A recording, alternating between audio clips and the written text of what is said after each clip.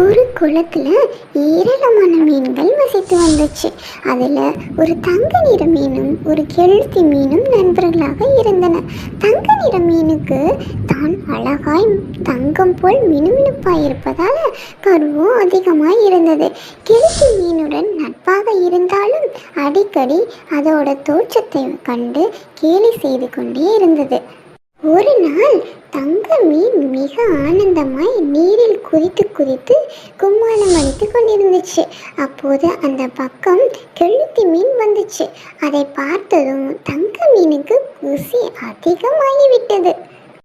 Hi, இன்றும் என் அழகை பார், என் மினுமினுப்பை பார், வசீகரத்தை பார்.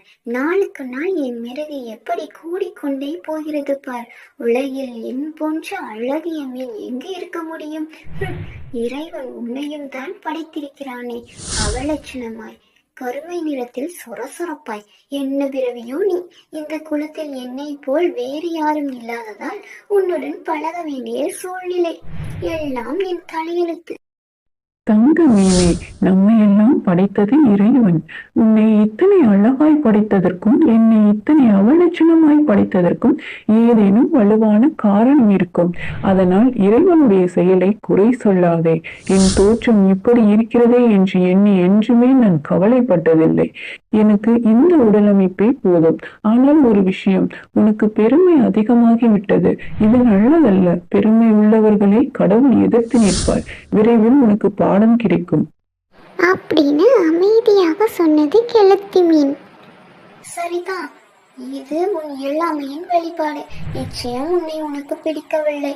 அதனால் பிடித்தது போல் எதையோ சொல்லி சமாளிக்கிறாய். சரி விடு. சில சமயங்களில் உன்னை நினைத்தால் எனக்கும் பரிதாபமாக தான் இருக்கிறது. சரி சரி, உன்னுடன் பேசிக் கொண்டிருப்பதால் என் மகிழ்ச்சி கெடுகிறது. நான் வருகிறேன் அப்படின்னு சொல்லிட்டு துள்ளி குதித்து ஆனந்தமாய் நீரின் மேற்பரப்புக்கு சென்றது. திடீரென்று தன்னை யாரோ கவ்வி பிடிப்பதை உணர்ந்து திடுக்கிட்டு நிமிர்ந்து பார்த்தது.